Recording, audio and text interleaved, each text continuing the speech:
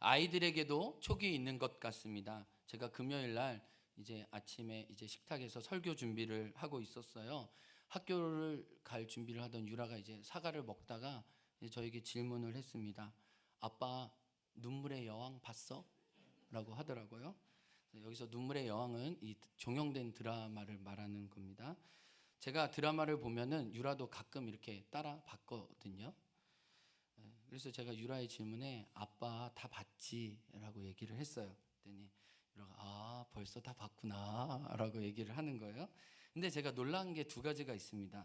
제가 무슨 드라마를 보고 어떤 TV를 시청하고 있는지 유라가 다 보고 있구나, 다 알고 있구나. 그리고 내가 시작한 드라마를 마쳤는지 확인해 주는 유라를 통해 뭐든지 시작을 잘해야겠다, 자녀들 앞에. 그 시작이 또 그 끝이 어떤 열매를 맺었는지 우리 아이들이 커서도 다만 드라마뿐만 아니라 어떤 종류에서든지 다 보겠다, 그런 경각심이 일어났습니다. 두 번째로 제가 뜨끔한 것은 제가 설교의 서론으로 이 눈물의 여왕을 묵상하고 있었거든요. 드라마를 본 걸 어떻게 설교 시간에 써먹을 수 있을까 계속 궁리를 하고 있었는데 눈물의 여왕 봤어라는 순간 이거는 아이의 입을 통해 이게 꼭 얘기해야겠다, 그래서 이렇게 했어요. 저도 이렇게 눈물의 여왕 이렇게 드라마 이렇게 보려고 한 게 아닌데 아내에게 전도되어서 볼만하다 했는데 웃고 울고 그냥 좋았어요, 이렇게. 근데 제가 눈물의 여왕을 보면서 묵상한 걸 좀 여러분에게 나누려고 합니다. 이 눈물의 여왕을 보면서 저는 사람을 사람답게 하는 가치에 대해서 생각해 보게 되었어요. 드라마엔 가족의 우정, 사랑, 신뢰, 희생, 또 이해, 관용의 가치가 나오더라고요.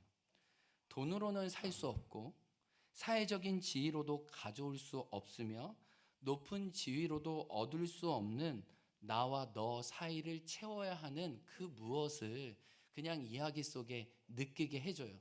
그걸 강요하는 게 아니라 이게 사람다움이지, 그런 생각을 품게 해줍니다. 근데 이 16회가 이제 최종회였는데요. 이 마지막 멘트가 인상이 깊었어요. 아마 이 드라마 작가가 하신 말 같아요. 지금까지 눈물의 여왕을 시청해 주셔서 감사합니다 라는 멘트와 함께 저에게 이렇게 잘 박힌 못으로 다가온 게, 내 곁에 있는 사람을 다시 소중하게 바라볼 수 있는 기회가 되면 좋겠다. 그러니까 이미 내 옆에 있지만 그 소중함을 잃어버린 그 사람을 다시 따뜻한 눈길과 마음으로 품을 수 있는 이 드라마가 이렇게 일주했으면 좋겠어요. 이 마음을 나누었어요. 그래서 눈물의 여왕은 저에게 내 옆에 있는 사람에게 다시 돌아간다 라는 의미를 깨닫게 해 주었어요. 그래서 결심으로는 아내에게 잘하자. 뭐 드라마 보면 적용이 있어야 될 거 아니에요? 지성 집사님 이렇게 남편이 잘해주고 계시잖아요, 그렇죠? 이렇게 했어요. 그런데 우리가 읽은 디모데후서 1장도 실은 이 눈물의 여왕, 이 드라마에서 말하는 주제와 저는 같다고 느껴졌어요. 눈물의 여왕이 다시 꺼내야 될 것을 이야기해 줬는데, 디모데후서에도 세 가지가 나와요. 다시 다가가야 할 것, 다시 붙잡아야 할 것, 다시 일으켜야 할 것. 다시의 가치가 풍성하게 나오고 있어요. 헬라어 원문에도 보면요, 다시라는 말이 계속 언급되고 있어요. 그러니까 새로운 것을 요구하는 게 아니라 이미 있었던 것이 다시 점화되기를 원하는 마음으로 이 편지를 썼다는 걸 알게 돼요. 오늘 1장 4절 우리가 읽지는 않았지만 내 눈물을 기억한다라고 얘기하는데, 아마 얼마 전에 이 바울과 디모데가 눈물로 작별 인사를 한 것 같습니다. 디모데는 바울을 만나면서 목회 사역의 어려움을 이야기했고 그 중에 많이 울었던 것 같아요. 그리고 헤어지면서 통곡을 했던 것 같아요. 사도 바울은 로마에 갇혀 있으면서 디모데와 헤어졌던 그 슬픔과 그 고단함을 기억하고 있었어요. 그래서 내가 너 눈물을 생각하면서 내가 너를 위해서 기도하는데 다시 만나서 기쁨의 그날까지 내가 너와 함께 할게. 근데 지금은 함께 할 수 없으니까 이 편지로 너를 다시 일으켜주고 싶은 거야 라고 말하고 있어요. 그래서 이 편지는 오늘 본문에도 나왔지만 디모데가 거룩한 소명의 다시 원위치 할 수 있도록, 그가 지금 의기소침해 있었거든요. 그가 두려워하고 있었거든요. 그는 어떻게 보면 복음을 부끄러워하고 있었는지 몰라요. 왜냐하면 오늘 본문에도 2번이나 복음을 부끄러워하지 말고라는 표현이 나오는 것을 볼 때 그는 위축되고 두렵고 복음을 부끄러워하고 있었는지 몰라요. 바울은 그 디모데에게 다시 거룩한 소명 앞에 설 수 있도록 이 편지를 통해 돕고 있어요. 그러면 이 말씀을 통해 믿음의 이끌미로서 우리를 따르는 따르미들에게 우리는 어떻게 다시 거룩한 소명 앞에 서게 도와줄 것인지 말씀 통해 살펴보기 원합니다. 거룩한 소명에 응답하도록 돕기 위해서는 따라해 보겠습니다. 삶을 해석하는 가치관을 심어줍시다. 다시 한번요. 삶을 해석하는 가치관을 심어줍시다. 특별히 오늘 본문에 보면 사도 바울은 나를 나되게 한 자기 삶의 깊은 가치관을 이야기하면서 그 가치관을 심어주기 위해 자기의 이야기를 하고 있다는 걸 알려줘요. 이야기를 들려줌으로써 자기가 가지고 있는 그 세계관과 깊은 정신을 디모데가 그대로 전수받기를 원하고 있어요. 디모데후서의 특징이 있는데요. 사도 바울의 이야기 안에 디모데의 이야기를 집어넣어요. 또 디모데의 이야기를 하는 듯 하지만 목회 사역을 했던 사도 바울의 고민과 보람도 같이 넣고 있어요. 이 비중이 50대 50입니다. 바울의 이야기를 하는 것 같지만 디모데의 이야기가 나오고, 디모데의 이야기를 하는 듯 하지만 같은 목회 사역했던 사도 바울의 고민과 보람도 동시에 나오고 있다는 것을 알게 돼요. 특별히 바울이 디모데에게 권면하는 근거는 자기의 삶이에요. 내가 겪고 있는 것을 너도 겪고 있지? 그 힘듦과 애씀을 내가 알아. 바울은 자신의 삶의 사역의 이야기를 통해 디모데를 위로하고 권면하고 굳게 하고 있어요. 그런데 여기서 중요한 게 바울이 자기의 이야기를 통해 디모데를 세우면서 바울이 자신의 삶을 어떻게 바라보고 있느냐는 거예요. 이 말씀이 이 안에 가득 담아져 있는 거예요. 바울의 이야기를 듣고 있느라면 바울을 붙잡고 있는 그 중요한 세계관을 알 수 있어요. 가치관을 알게 됩니다. 오늘 본문 우리가 훅 읽었지만 자세히 보면요, 바울은 과거와 현재와 미래로 이 본문을 이야기하고 있어요. 자기의 삶에 대해서. 먼저 하나씩 보겠는데요, 과거입니다. 9절 말씀 한번 앞에 화면인데 읽어볼까요? 시작. 우리의 행위대로 하심이 아니요 예수 안에서 우리에게 주신 은혜대로 하심이라 라고 얘기해. 이건 과거의 일입니다. 내가 구원받았어. 그건 나의 공로가 아니야. 나의 율법이 아니야. 전적인 하나님의 찾아오심이었어. 그걸 나는 은혜라고 말해. 그 은혜의 구원을 주시는 그 시점은 영원 전부터야. 창세 전부터야. 나는 예수님 믿고 난 다음에 나는 그 자리에서 나를 부르신 줄 알았는데 내가 묵상하다 보니 나를 부르시기 위해 성부, 성자, 성령 하나님이 영원 전부터 나를 섭리하고 계셨던 거야. 은혜의 선제, 은혜의 파격, 은혜의 초월성을 나는 경험했어 라고 과거를 이야기해요. 그렇게 과거의 자기 삶을 이야기하다가 지금 현재 자기가 어떤 소명의 자리에 있는지 이야기를 해요. 11절 말씀 한번 또 읽어볼까요? 11절 시작. 내가 이 복음을 위하여 선포자와 사도와 교사로 세우심을 입었노니라. 구원 이후에 나에게 주어진 3가지 직임이 있는데 나는 복음의 선포자로 지금 여기 로마에 와 있어. 나는 교회를 세우는 사도로 이 감옥에 있어. 나는 말씀을 가르치는 교사로 달려갈 길을 끝까지 달려갈 거야. 그 일 때문에 나는 죄수로 여기 묶여 있지만 믿음으로 계속 전진하고 있다. 현재 진행형으로 이야기하고 있어요. 또 미래에 대한 고백도 나와요. 12절입니다. 어떤 고백일까요? 12절 읽어볼까요? 시작. 내가 믿는 자를 내가 알고 또한 내가 의탁한 것을 그날까지 그가 능히 지키실 줄을 확신함이라. 이게 참 재미있는 표현인데요. 내가 목욕탕에 가면은 상법 153조에 의해서 귀중한 물건은 주인에게 맡기지 않으면 그 책임을 본인이 져야 된다고 얘기를 하잖아요. 이게 그런 표현이에요. 내가 내 삶과 내 목숨과 내 삶의 중요한 가치들을 다 예수님께 맡겼는데 그 맡긴 것들을 주님이 잘 보관해서 더 좋은 걸로 나에게 줄 줄로 나는 확신해. 나는 그 소망으로 여기 있는 거야 라고 얘기를 하고 있는 거예요. 그러니까 굉장히 합리적이면서도 굉장히 강력한 뭐라 그럴까요? 미래에 대한 의지가 그 안에 있다는 것을 알게 됩니다. 그러니까 오늘 본문을 가만히 보면 미래의 소망 또 현재의 믿음으로 직임을 감당하고 있는 것, 과거 자신에게 찾아온 삼위 하나님의 사랑까지 모두 이야기를 하고 있어요. 그런데 이 과거, 현재, 미래를 관통하는 한 가지 깊은 주제가 있다고 얘기하는데 그것을 카리스마, 은혜라고 이야기를 하고 있어요. 그래서 6절과 9절에 보면 디모데에게 하나님이 주신 것도 오늘 우리에게는 은사라고 표현됐지만 그건 은혜예요. 은혜, 카리스마. 그리고 바울도 하나님에게 불림받아서 지금까지 살아온 것도 은혜. 그래서 나의 나된 것이 은혜야. 내가 지금까지 지내온 것은 주의 은혜라. 주의 은혜라. 지금까지 지내온 곳은. 디모데, 바울, 우리 삶을 돌이켜봐. 실제로 너와 나 은혜 안에 있지. 그리고 우리가 앞으로 살아갈 것도 실은 우리의 열심이나 우리의 의지를 넘어선 하나님의 은혜 때문이잖아. 우리의 행위대로 하신 것이 아닌 위로부터 오는 은혜로 너와 내가 산 거야 라고 다시 잃어버렸던 걸 꺼내주고 있다는 것을 알게 돼요.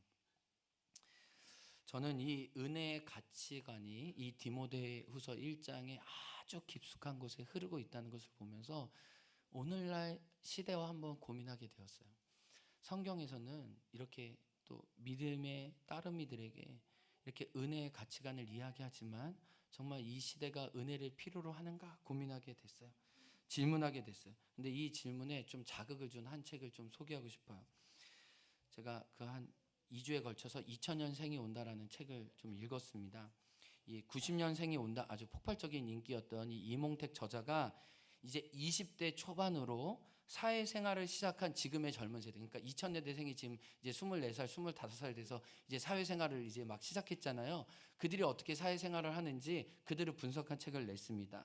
2000년대생의 특징을 요약했는데요. 이 책 제목에도 나옵니다. 그들은 합리를 넘어서 초합리적인 사람, 개인을 넘어서 초개인주의적인 삶을 살고 자유를 넘어서 초자유를 추구하며 사회성을 넘어서 탈사회적인 인공지능적 세대라는 거예요. 태어날 때부터 이들은 핸드폰을 달고 태어났습니다. 어릴 때부터 핸드폰을 일찍이 접했습니다. 모든 것을 검색을 통해 해결했습니다.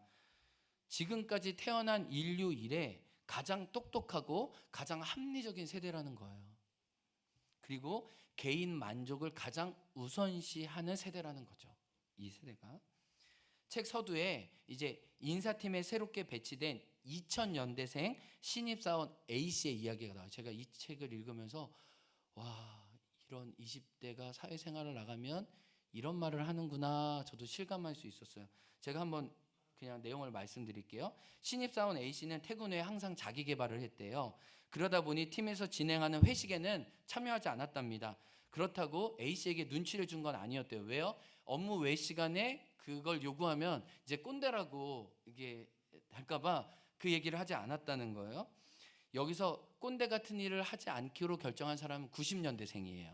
그러니까 90년대생도 2000년대 신입생을 받고 이제 자기도 현타가 온 거죠. 아, 나와 전혀 다른 세대가 왔다는 걸 느낀 거예요. 그러니까 30대 상사가 20대의 신입사원을 맞으면서 겪은 일입니다. 그래서 이 2000년대생 신입사원은 회식을 한 번도 가지 않았어요. 회식이 있던 다음 날 2000년대생 신입사원이 이렇게 얘기를 했습니다. 팀장님, 제가 회식에 참여하지 못했으니 제 몫만큼 회의비를 나눠주면 좋겠습니다 라고 하더래요. 인원에 비례해서 팀의 회의비, 이 식사비가 배정되어 있는 것으로 알고 있는데 제가 일정상 참여하지 못했다고 해서 제 몫까지 저에게 배정된 금액까지 다른 팀원들이 쓰는 건 부당하다고 생각합니다. 결혼식에도 가면 이 밥 못 먹는 사람은 뭐 선물을 따로 주는 것처럼 제가 어제 회식 못했다고 이렇게 입 씻지 마시고 제 몫으로 배당된 걸 저에게 주십시오. 저는 돈으로 받기 원합니다. 라고 90년대 상사에게 얘기를 했는데 90년대 상사가 목을 붙잡고 막 아이고 이걸 어떻게 이랬다는 거예요. 그러니까 이런 예들을 통해서 요즘 2000년대생이 얼마나 똑똑하고 합리적이고 자기 거를 가져가려고 하는지 느꼈다. 회의비를 나에게 내 몫에 대한 걸 달려고 하는 거예요. 논리로 무장되어 있고 합리적인 사고를 하고 정확하게 자신이 받아야 할 것을 받아내는 세대의 특징이 나와요. 여기에. 저도 놀랐어요. 진짜 무서운 세대가 일어나고 있구나 했어요. 근데 이 이몽택 저자가 이 책에서 말하는 게 제가 좀 동감이 됐어요. 그게 뭐냐면 이 2000년대생 이후에 지금 이제 20살, 21살 뭐 이런 세대들에게 꼭 필요한 것이 있대요. 그게 뭐냐면 인공지능처럼 생각하는 이 똑똑한 세대들도 실패할 수 있도록 도와야 한다는 거예요. 한번 따라해 볼까요? 실패할 수 있도록 도우라. 이들은 어릴 때부터 디지털에 익숙해서 살았습니다. 디지털에 익숙했다는 것은 실패를 최소화하는 경향으로만 살았다는 거예요. 더 나은 선택을 위해서 알아보고 더 좋은 결과를 얻기 위해 늘 검색을 하고 리뷰를 찾아보면서 사람들의 평가에 귀를 기울여서 더 이상 시행착오를 하지 않으려고 애쓰는 세대였다는 거예요. 근데 저자가 말하는 게 뭐냐면 진정으로 우리가 성숙하고 성장하기 위해서는 깊은 경험이 필요한데 그 깊은 경험 뒤에는 실은 실패가 있다는 거예요. 그러니까 저와 여러분의 삶도 마찬가지지만 실패가 없이 진짜 자기의 성장은 없는데 그런 실패를 최소화하려고 살아가다 보니까 진짜 자기를 깊게 만들고 자기를 높게 만드는 실패의 경험, 어떤 묵은지가 되는 그 경험들이 이 세대에 없다는 거예요. 그 깊은 맛을 내는 게 없다는 거예요. 그래서 실패에 익숙하지 않아서 실패하면 자기가 인생의 나락으로 떨어질까 봐 늘 불안함을 안고 있는 이 세대에게 실은 어른들이 앞선 세대들이 실패해도 괜찮고 실패해도 된다는 그 메시지와 안정감을 주어야 이들이 이 긴장을 벗어놓고 자기를 탈피해서 이웃들과 함께 더불어 살 수 있는 세대가 된다는 거예요. 최근에 한 의대생이 헤어지자는 여자친구를 칼로 무참히 살해했죠. 이 기사가 나왔습니다. 유명 의대를 다니는 학생이었습니다. 그런데 그 학생이 기사를 통해 밝혀졌는데 누구나 부러워하는 수능 만점자라는 사실도 언론에서 같이 나왔어요. 여러 방송에도 여러 인터뷰에도 여러 학원에서 그를 스카우트 해갔다는 걸 저도 기사를 통해 들었습니다. 저는 그렇게 해석을 해요. 한 번도 실패를 모르던 이가 실패를 경험하니 그 실패를 찾을 수 없는 거죠.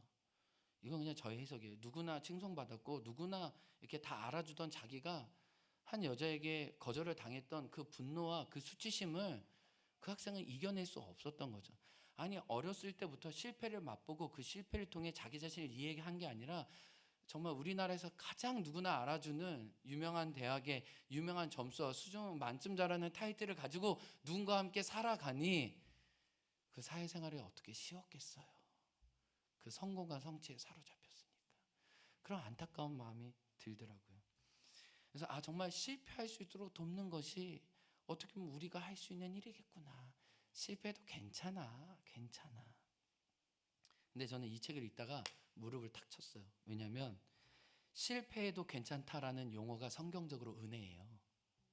네. 여러분 하나님 관점으로 보면 지금 디모데는 실패했어요.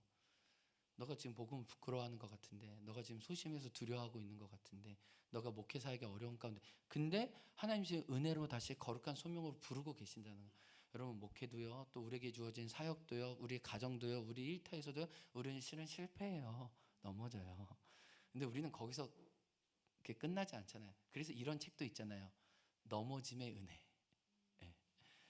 우리는 자빠짐도 하나님의 은혜로 새롭게 걸러질 수 있다는 걸 경험했기 때문에 저와 여러분에게 이 자리에 있는 거예요.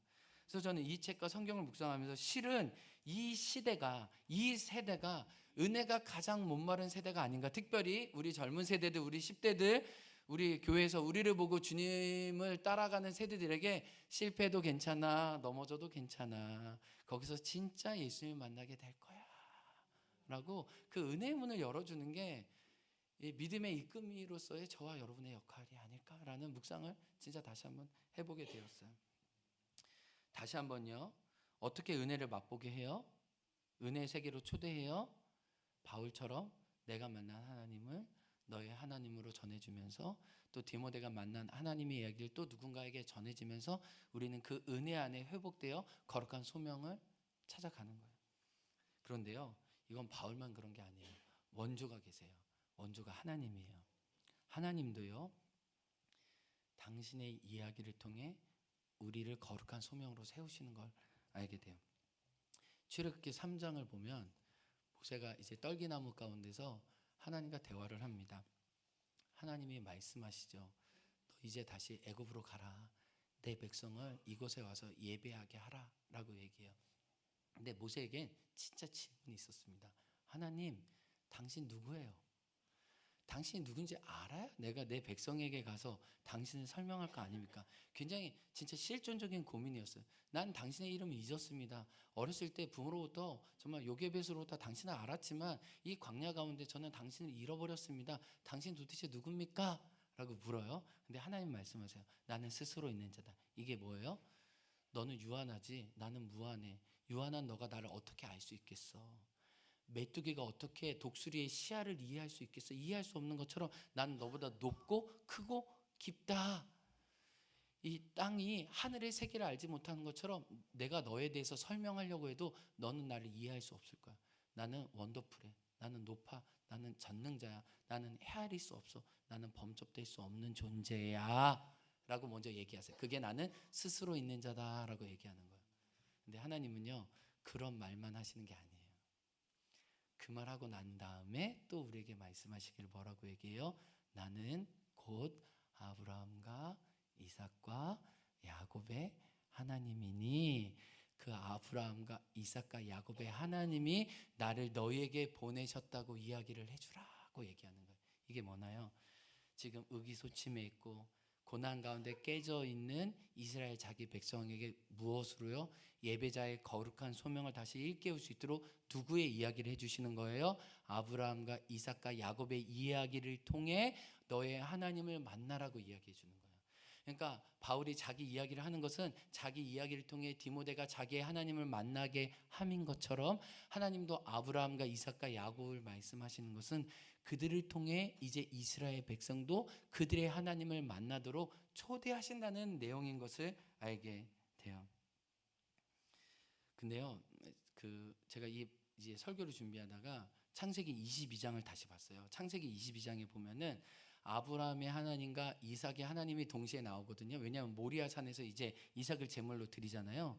근데 이전까지 제가 이 본문을 많이 보고 설교했다고 생각했는데 저에게 그 새로운 관점과 새로운 깨달음을 준 말씀이 22장 14절에 있더라고요. 우리 22장 14절 한번 읽어볼까요? 시작. 아브라함이 그 땅 이름을 여호와 이레라 하였으므로 오늘날까지 사람들이 이 길을 여호와의 산에서 준비되리라 하더라. 여러분 보세요. 아브라함의 이야기예요. 아브라함이 그 모리아 상을 뭐라고 했대요? 여호와 이레라고. 이건 아브라함의 이야기입니다. 근데 그 뒷절에 나오는 거는 아브라함의 이야기가 아니에요. 오늘날까지 사람들이 이르기를. 그러면요, 분명히 이 모리아 사건이 있었고 이 이후에 모리아 같은 여호와 이레의 사건을 경험한 오늘날의 사람들이 있었다는 거예요, 없었다는 거예요? 있었다는 거예요. 이게 놀라운 거예요. 하나의 이야기는 하나의 이야기로 끝나는 게 아니라 또 다른 이야기를 낳는다는 거예요. 보세요. 오늘날까지 사람들이 이르기를. 그러면 여기서 뭐냐면 특별히 이 창세기의 저자는 모세 아니겠어요? 그러면 이 모세가 아브라함의 이야기를 통해 자기의 이야기를 발견한 거예요. 모세가 어떤 얘기를 하는, 사람들이 이야기하기를 아브라함에게 있었던 일이 똑같이 일어날 것이다. 여호와의 산에서 준비되리라. 그들도 아브라함이 했던 말을 자기의 워딩으로 하고 있습니다 라는 것을 성경을 적다가 이렇게 집어넣은 거예요. 이해가 됐어요? 막 아브라함의 이야기를 잠깐만 이거는 아브라함의 이야기인 것 같지만 오늘 지금 이 시대를 사는 모세의 이야기고 우리 출애굽한 이스라엘 백성의 이야기야. 우리가 아무것도 없는 맨 땅에 광야로 나왔지만 하나님이 먹이시고 입히시고 여호와 이레 하나님이 광야에서 40년간 우리를 먹이시고 입히신 거야. 구름 기둥과 불 기둥으로 인도해 주셨네. 할렐루야. 여호와 이레 사건은 모리아 산만 있었던 게 아니라 우리의 삶의 자리에도 있었던 거야. 그래서 오늘날 사람들이 이르기를, 이게 눈에 확 들어오는 거예요. 이게 뭐예요? 과거에 있었던 일이 미래도 있고 그 미래에 있었던 일이 그 다음 또 다른 세대가 똑같이 아름다운 전승과 계승으로 이루어질 것을 모세는 눈으로 보았어요. 아브라함의 하나님, 이삭의 하나님, 야곱의 하나님이 모세의 하나님이 되고 그 모세의 하나님이 이스라엘 백성의 하나님이 되고 그 이스라엘 백성의 하나님이 실은 저와 여러분의 하나님이 된다는 것을 말씀하고 있는 거예요. 제가 감상해요. 오늘날 사람들이 이르기를, 그러면 오늘날은 뭐예요? 이 성경에 있는 오늘날은 저와 여러분의 오늘날이에요. 그러니까 아브라함의 이야기가, 믿음의 선배들의 이야기가 거기가 아니라 지금 여기서 오늘날 우리에게도 재생된다는 것을 알려주고 있는 거예요. 우리는 은혜의 세계관을 은혜를 가져라고 할 수는 없지만, 은혜로 내가 하나님을 만난 아브라함의 이야기를 들으면서 이삭도 그 하나님을 자기 하나님으로 만나고 모세가 만났던 것처럼 우리도 계속해서 믿음의 선배들의 이야기를 통해 나의 하나님을 만나게 된다는 거예요. 디모데후서 1장도 출애굽기 3장도 창세기 22장도 은혜의 가치관을 물려주는 핵심에는 나를 만나주신 하나님의 이야기가 그 안에 펼쳐진다는 것을 알게 됩니다. 저에게 은혜로 이 세상을 볼 수 있게 해주신 분이 있어요. 저의 아버지예요. 저의 아버지는 목사님이셨지만 정말 선교에 대한 열정이 끊임이 없으셨어요. 군부대에 있을 때도 여러 교회들과 선교를 정말 열심히 감당하셨, 그 이야기를 제가 알고 있어요. 지금도 섬기시는 교회에서 탈북자와 군인 선교 감당하는 걸 기쁨으로 여기세요. 은퇴했지만 정말 그 현역처럼 그런 뜨거움이 있으세요. 근데 제가 어릴 적 아버님 목회하셨던 그 교회 이름이 그 당시에는 제 생각엔 너무 촌스러웠어요. 한국 선교 교회였어요. 무슨 교회 이름에 한국이라는 말이 들어가고 선교라는 말이 들어가는 게 솔직히 어린 나이에 너무 촌스러웠어요. 이렇게 그냥 뭐 동네 이름이면 모르고 뭐 아름다운 교회, 뭐 꿈이 있는 교회. 요즘은 대세가 그거잖아요. 다 뭐 이게 전에 한국 선교교회, 교회 들어오려고 했다가 부담돼서 사람들이 나가는 교회. 야, 여기 오면 선교를 해야 되겠구나 뭐 이런데, 제가 어린 나이에 아버님 많은 설교 들었잖아요. 솔직히. 그래서 아빠 저 얘와 몇 번째다 이게 뭐 이런 것도 이렇게 접수가 되죠. 근데 저희 아버님이 어렸을 때, 저희 아버님 이제 1946년생이시잖아요. 그러니까 저희 아버님 세대는 철의 장막이 있었던 시대예요. 이렇게 세계가 완전히 반쪽으로 나눠져 있었던. 근데 저희 아버님은 정말 설교 중에도 기도 중에도 각 나라를 제가 감히 들어보지도 못한 나라들을 제가 흉내내고 싶은데 제게 아니어서 흉내를 못했는데 각 나라들을 다 말씀하시고 축복하셨어요. 아직 그 공산주의권에 그 묻혀져 있는 철의 장막이라고 하는 그 나라들을 다 언급하시는 거, 기도하면서 정말 언젠가 선교하게 될 날이 있다고 말씀하셨어요. 그 아버님은 한 번도 해외 선교를 나가보지는 않으셨지만 이미 기도 가운데 온 열방을 품고 있었다는 걸 제가 어린 나이에 그 아버님의 이야기를 통해 그냥 들었어요. 그냥 그 세계관이 저에게 들어왔어요. 왜냐하면 저는 집이 교회고 교회가 집이었기 때문에 집에 들어갈 때마다 한국 선교교회에 입장했어요. 한국 선교교회 입대장을 계속 어린 나이에 했던 거예요. 이렇게. 근데 아버님이 그 선교에 대한 열정을 아버님의 그 기도의 언어와 설교의 그 예화들을 통해 제가 알았어요. 근데 제가 왜 이 말을 하냐면, 이제 행원교회가 역사상 74년 역사상 처음으로 이제 몽골 해외 선교를 갔잖아요. 여기 나왔네요. 근데 제가 이제 그 제1터미널에서 제2터미널 옮기기 전에 이제 아버님이랑 통화할 시간이 이때밖에 없을 것 같아서, 그래서 어머니는 주일날 잘 다녀오라고 통화를 했는데 아버님한테 좀 기도를 해야겠다는데, 아버님이 이제 새벽 예배 늘 가시니까 새벽 예배 전이라고 생각해서 전화를 했어요. 그래서 아버지, 저 오늘 이제 장로님과 10분 성도님과 함께 해외 첫 선교를 갑니다. 아버지 기도가 필요합니다. 그래서 아버지가 내가 뭘 해주랴. 그래서 아버지 기도해 주세요. 그래서 기도 어떻게 해주랴? 지금 당장 해주세요. 그래서 지금 당장 아버님께 기도를 부탁했어요. 저희 아버님의 기도의 레파토리가 있습니다. 이제 창세기부터 시작된 레파토리가 있거든요. 특별히 이사야 40장상 거쳤다가 이제 가는 게 있어요. 이렇게 계시록까지 가는 게 있는데, 제가 그걸 가족 예배 드릴 때마다 약간 불안한 느낌이 있었는데, 아버님이 선교를 간다고 하니까 마음이 너무 뜨거워가지고 기도를 해주시는데 1분 이상, 2분 이상, 3분 이상 굉장히 기도가 길어지면서 제가 처음엔 아멘 아멘 하다가, 아버지요 저 차 타야 되는데 아버지의 기도가 길어지고 있습니다 라고 하는 마음으로 제가 기도를 다 받고 끊었어요. 그리고 이제 버스에 탑승한 거죠. 근데 제가 느낀 게 뭐냐면은, 그 은혜의 세계를 열어준 사람을 내가 그 은혜의 문에 들어서면 기억하게 돼 있다는 거예요. 제가 이 말씀을 드리고 싶은 거예요. 그 세계가 나에게 어떤 실체인지 모르다가 내가 그 은혜의 문에 들어서면 이 문에 먼저 나를 들어서게 했던 사람이 누구인지 반드시 여러분도 여러분 삶에 기억하게 돼 있다는 거예요. 나는 지금 이 아이가, 내가 맡고 있는 유치부 이 아이가 지금 나에게 무엇을 얻고 있는지, 어떤 영향을 받고 있는지는 모르지만 그들이 10년, 20년, 30년 지나서 그들이 우리가 누렸던 은혜의 문 앞에 섰을 때 여러분의 이름도 반드시 기억된다는 것을 성경은 이야기하고 있는 거예요. 아브라함의 하나님이 나의 하나님이 되는, 선생님이 불렀던 그 하나님이 나의 하나님이고 나의 은혜의 주가 되는 놀라운 역사가 동일하게 반드시 우리에게도 있겠다고 성경은 말씀하는 거예요. 아멘. 그래서 우리가 할 수 있는 건 예수님을 많이 만나는 거예요. 그 예수님의 이야기를 내가 머금고 내가 자연스럽게 그 은혜 이야기를 나눌 때 그도 나의 하나님을 동일하게 부르게 될 줄로 믿습니다. 말씀의 결론입니다. 사람은 가도 이야기는 남아요. 분명합니다. 여러분의 은혜의 이야기를 오늘도 하나님 앞에 누려가시고 만들어 가십시오. 그리고 그 이야기를 통해 바울이 디모데를 거룩한 소명으로 다시 세웠던 것처럼 여러분을 따르는 이들을 거룩한 소명으로 다시 세우길 원해요. 그래서 실은 이 디모데 후서는 눈물이라고 쓰여져 있지만 은혜라고 읽어요. 제가 묵상하다 보니 그러더라고요. 눈물로 시작된 편지였지만 그 눈물의 끝은 은혜였소 라고 끝날 줄 믿습니다. 우리 삶의 고난이, 눈물이, 아픔이 은혜로 읽혀지는 축복을 오늘도 이 자리에서 경험하길 주님의 이름으로 축복합니다. 아멘. 우리 같이 말씀을 생각하면서 찬양하기 원합니다. 은혜 찬양입니다. 우리 다 같이 일어나서 고백하면 어떨까요?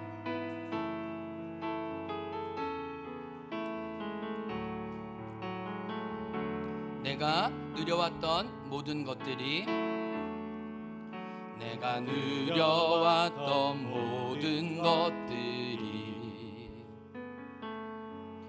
내가 지나왔던 모든 시간이, 걸어왔던 모든 순간이 당연한 것 아니라 은혜였소. 아침 해가 뜨고 저녁에 노을, 봄의 꽃향기와 가을의 열매, 변하는 계절의 모든 순간이 당연한 것 아니라 은혜였소. 모든 것이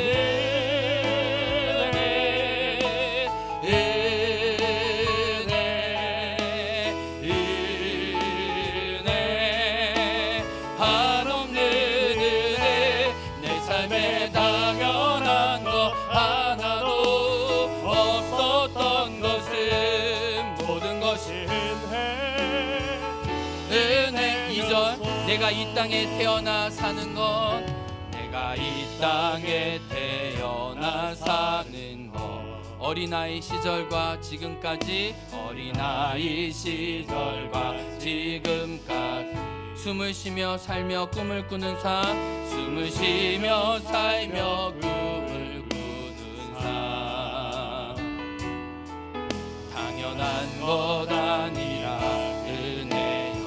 내가 하나님의 자녀로 살며, 내가 하나님의 자녀로 살며 오늘 찬양하고 예배하는 삶, 오늘 찬양하고 예배하는 삶, 복음을 전할 수 있는 축복, 복음을 전할 수 있는 축복이 당연한 것 아니라 은혜였소. 아멘. 두 손 들고 고백합니다. 모든 것이 은혜, 은혜,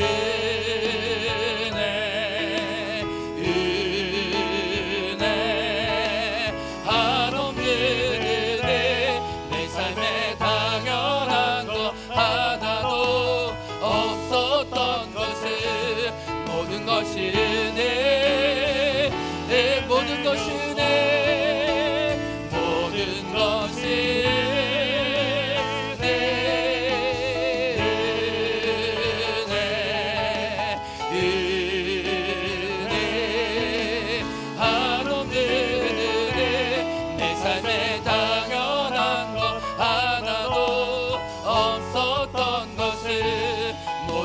것이 은혜 모든 것이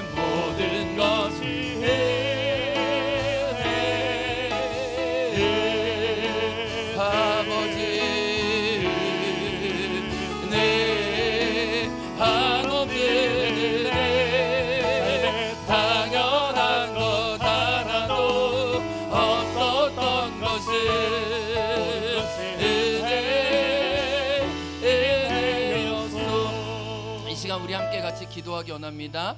눈물이라고 썼지만 은혜라고 읽었던 디모데후서의 바울과 디모데의 고백처럼 지금은 눈물과 한숨과 근심과 불안일 수 있지만 하나님 그 실패와 역경을 통해 나의 하나님 나의 주를 오늘도 나의 삶의 자리에서 경험하기 원합니다.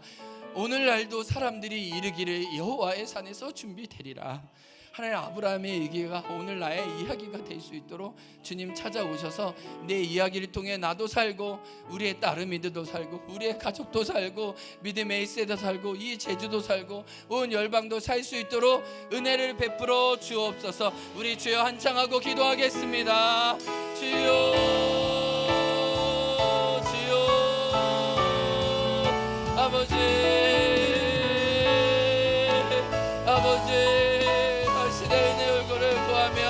하나님 우리를 은혜로 세워주시는 하나님 역사가 우리 가운데 있게 도와주시기를 주님 간절히 기도하고 원합니다.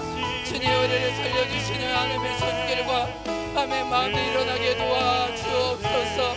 하나님 아브라함의 하나님 이삭의 하나님 야곱의 하나님 모세의 하나님 바울의 하나님 디모데의 하나님 그리고 나의 하나님 나의 제자들의 하나님 하나님 우리 자녀와 우리 가족의 하나님 그 하나님의 은혜가 있기를 간절히 소원하고 원합니다. 주님 우리가 은혜로 삽니다.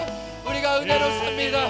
은혜의 이야기를 채워주셔서 그 이야기를 나누게 도와주시고 하나님 그 이야기가 우리 가운데 일어나게 도와주옵소서. 주여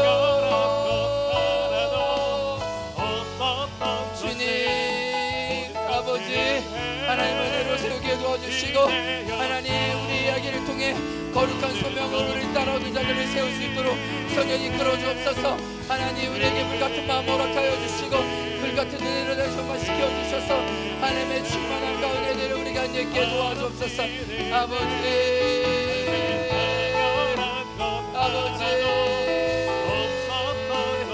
아버지 우리를 살리시고 일으켜 세워주옵소서.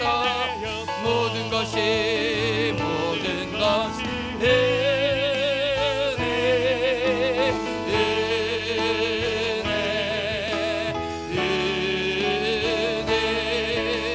한없는 은혜 당연한 것 하나도 없었던 것은 은혜.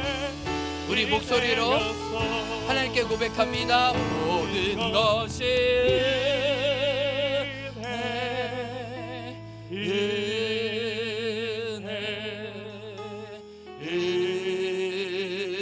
은혜 한없는 은혜 내 삶에 당연한 것 하나도 없었던 것은 모든 것이 은혜였소. 하나님 아버지 아브라함이 모리아산에 올라가서 여호와 이레라고 고백했던 그 고백을 오늘날도 사람들이 이르기를 여호와의 산에서 준비되리라. 하나님 아브라함의 이야기를 자기 삶의 이야기를 고백하고 지금 여기서 아브라함의 하나님이 나의 하나님을 고백하며 또 다른 거룩한 소명으로 달려가는 당신의 사람들을 성경에 기록해 주셔서 감사합니다. 지금은 눈물로 쓰지만 은혜로 읽을 수 있도록 주님 우리의 삶을 새롭게 해주시고 당신의 은혜와 하나님의 이야기를 머금는 당신의 자녀들 되게 도와 주옵소서. 하나님 오늘도 믿음의 이끌미로 앞서서 살아가는 당신의 자녀들을 축복해 주셔서 어느 순간 그들이 그 은혜의 문에 들어섰을 때 제가 육신의 아버지를 믿음의 아버님을 기억했던 것처럼 하나님 여기 있는 성도님들의 한 분 한 분 이름이 기억되게 도와주시고 하나님이 잘했다, 착하다, 충성된 종아 인정받는 당신의 자녀 되게 도와주옵소서. 하나님, 오늘도 이제 2부 예배 시간에 우리 다음 세대 아이들 예배하게 되는데 우리 선생님과 함께 뜨겁게 예배하게 도와주시고 주님을 누려가게 도와주시고 하나님의 이야기로 가장 배부른 당신의 자녀들 되게 도와주옵소서. 하나님, 오늘도 좋은 것을 주신 하나님께 감사하여 좋은 예물을 드리오니 그 나라와 의를 위해 기꺼이 사용하여 주옵소서. 감사하며 예수 그리스도의 이름으로 기도합니다. 아멘. 지금은 우리 구주 예수 그리스도의 은혜와 하나님 아버지의 사랑과 성령의 교통하심이 은혜의 이야기로 나도 살고 나를 따라오는 따르미들을 살기 원하는 당신의 자녀들 위해 지금부터 영원토록 함께하게 간절히 축원하옵나이다. 아멘.